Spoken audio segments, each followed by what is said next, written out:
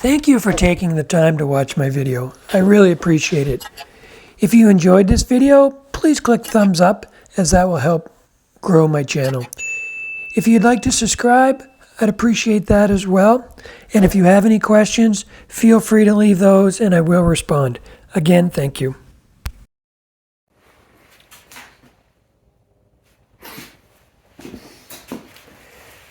Now, if you follow my channel regularly, you would have seen this piece of wood before. I started a couple videos back. I did what was Sunburst Platter Part 1. So I turned this platter. It's got an OG curve on it. And I took it to the point where I finished the back side and I sanded the front down here to 400 grit. So it's nice and smooth. You can see there it's pretty shiny. So we're going to go ahead and paint a sunburst pattern on it. I've done a lot of research and I've done some practice pieces and ready to put a finish on this.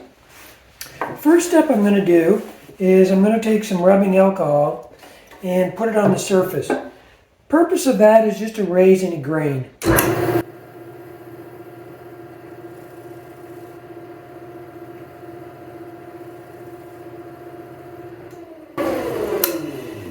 One of the advantages of rubbing alcohol, it's going to dry very quickly, so I don't have to worry about that. But any moisture that you put on the surface will help raise that grain. So if there's been any wood that during the sanding process got compressed, the moisture will just raise that grain. And then we'll just lightly sand that down just to remove any high spots that have been raised from the liquid. Because the paint I'm going to put on it is going to be mostly liquid, so I'd rather raise the grain now, smooth it back, so that when I put the paint on, which is mostly water, that I won't raise the grain a second time and leave it rough.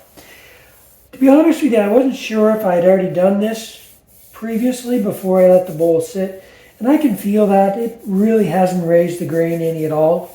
So I think I'm going to be okay to just go ahead and apply the paint. I may just run a Scotch-Brite pad over it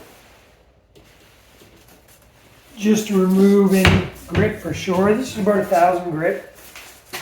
And that'll just knock off anything that's been raised.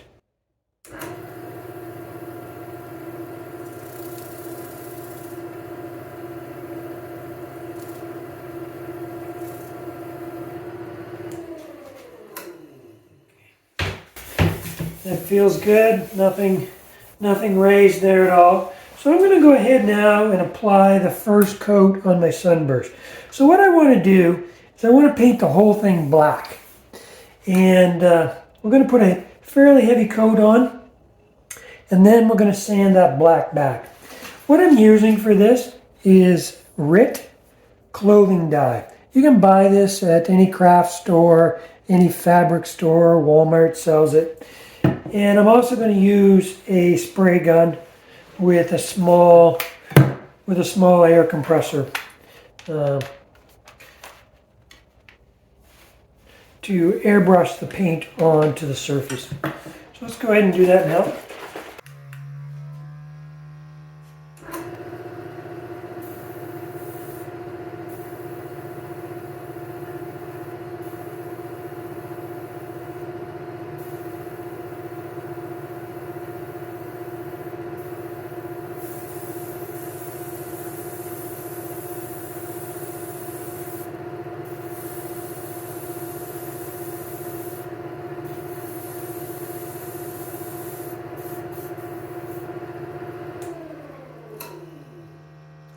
I think part of what's happening here is the spinning of the lathe is causing the material to get thrown to the outside. So I think I'll just do it with a stop and get a little bit heavier. I want it fairly heavy at this point, just to make sure that I've got good coverage. Although I'm going to sand it off anyways, but just so you can see the difference there. With it spinning, the centrifugal force was just throwing all the paint off. I want a fairly thick coat this first layer.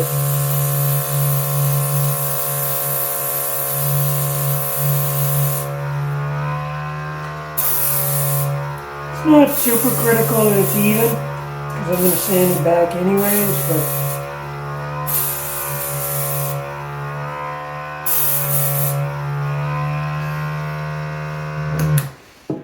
I'll just turn that a little bit so that I don't get any runs. And at this point I have two options. I can either use a hair dryer to dry this, or I can let it dry overnight. You can see it here now. Obviously it's dried overnight. It's a little chalky, but I've wiped it down already to just burnish it a bit, remove any paint that was just sitting on the surface.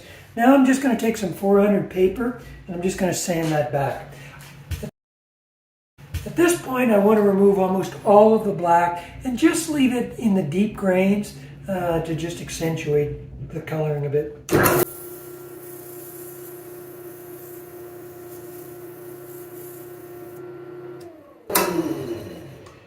So this is going to accentuate the color, just kind of give it that three-dimensional look. The other thing that does is that's also a final grain raising for me, because the paint that I applied was a lot of liquid, so that would have raised any grain.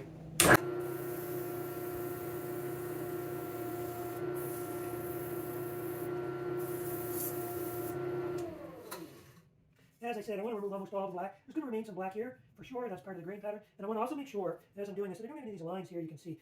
That's just from the sanding, so I want to make sure that that's even and I don't see any rotational lines.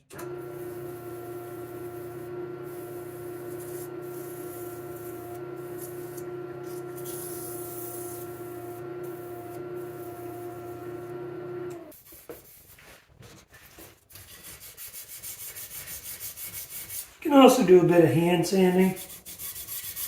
Again, this is 400 grit, so it's the same grit that I used to finish it for the last time sanding. So now I think I'm ready. I'll just wipe that down with the paper towel just to remove any dust, and then we'll go ahead and add the yellow.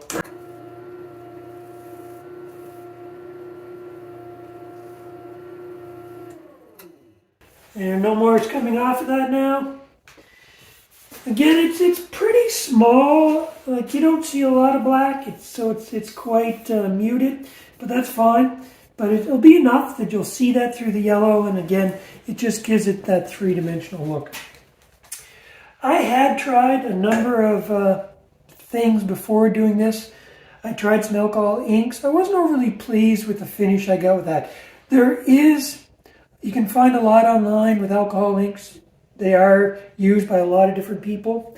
They tend to give you more of spots. So it might have a red spot here and a yellow spot here. And you can blend them together, but it's more static. What I'm looking for, the effect I'm looking for, is a sunburst. With this, I think the stains give me a much better result for what I'm looking for. So I do encourage you to try different techniques. I do have some alcohol inks. Maybe in a subsequent video I'll cover that. But for this, for the sunburst, the stains gave me the look I was looking for. So I think I mentioned this yesterday, but this is the spray gun I have. I just bought this at my local Canadian Tire store. I already had the pump from another spray gun that I had. But this is a pressurized system, so the air comes in here, siphons out of this spray can, and then sprays onto the work. Works well. This is used for modeling. You can also use it for temporary tattoos and nail work, but it works good for what I'm doing here. I've got two options. I can either do it spinning or do it in place. You saw that yesterday. I did some in place just to give it a thicker coat. In this case, I'm going to coat the whole thing in yellow, so I'm going to have the lathe spinning. I did put some paper towel just down on my bed on the ways of my lathe, just to prevent it from getting any drops on it.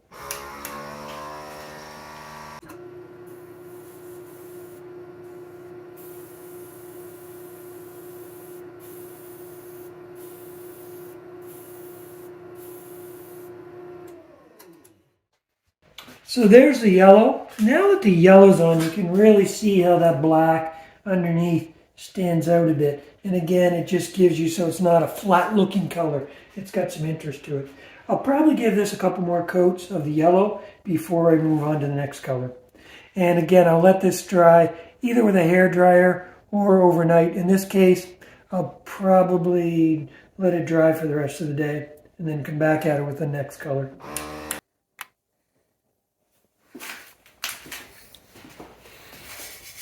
So this is dry now. It's dry for a couple hours. I didn't use the blow dry. I just let it dry on its own naturally. I'm going to go ahead and just give it a second coat of yellow. I'd like it a little bit heavier.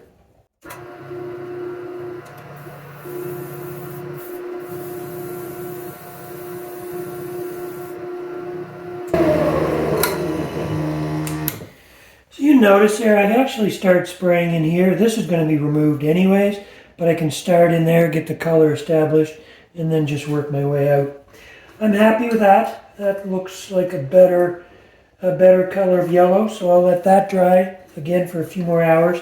And then to make the sunburst, I'm going to mix, because I don't have orange, but I'm going to mix yellow and a little bit of red, not much, doesn't take much.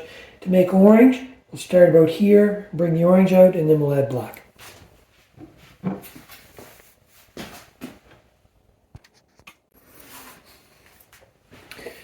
So this has been drying overnight, and now what we're going to do is we're going to start adding some other color.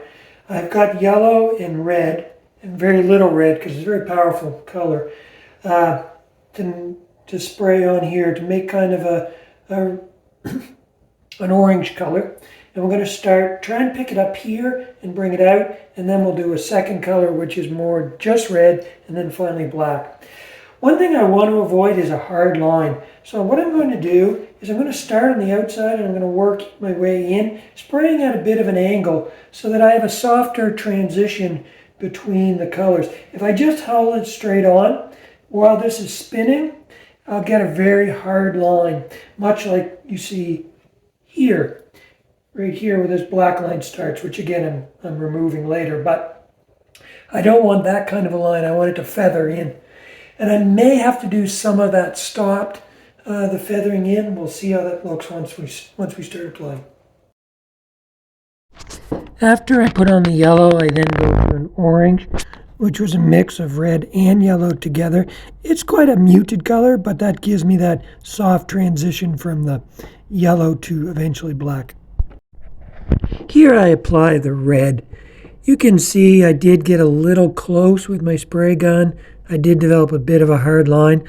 I'm going to go over that with a second coat. I'll be able to feather that out a bit more. And as I mentioned earlier, I'm going to go over the whole thing with yellow at the end, which will help blend it in. Here I am applying the black. In this case, I start on the outside, actually outside of the bowl, and work my way in, staying far enough back, again, to avoid that hard ridge.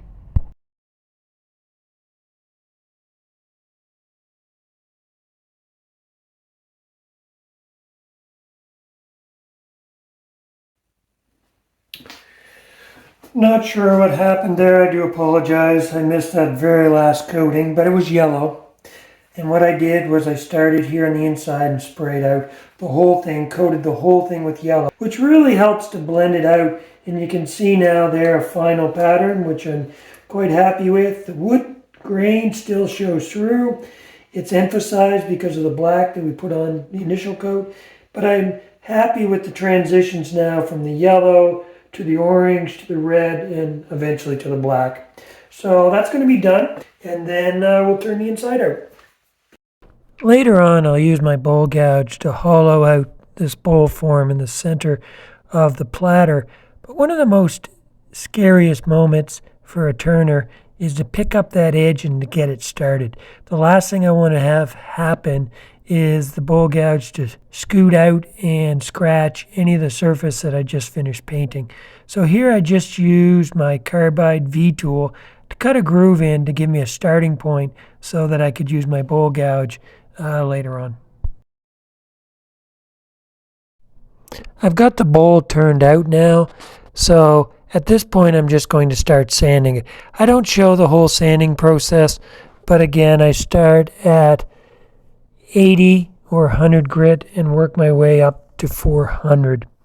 And in this case, I'm using a stationary sanding tool. It just gives me a little bit more control. Again, I don't want to scratch any of the painted surface that I've already worked on. I found on the painted surface the abrasive paste and polish didn't give me a nice finish that I was looking for, so I ended up using spray lacquer, and I ended up applying 4 or 5 coats of spray lacquer over the whole top surface, including the bowl area. So here's this week's project. So again, this was a 2-part video, so I hope you go back and watch both. This is a Sunburst Platter, so you can see the shape of it here. And then it's just got a hollowed out bowl in the middle. And then it's got the Sunburst pattern sprayed on. I think it turned out very well. This bowl is actually going to be donated to the Ukrainian Relief Fund. They're having an auction here in my local community. So this one is going to be put up for silent auction in support of the Ukrainian effort. So anyone local watching my video, please come on out and bid on this beautiful bowl. And thank you very much. And if you haven't, please subscribe and leave any comments. Thank you.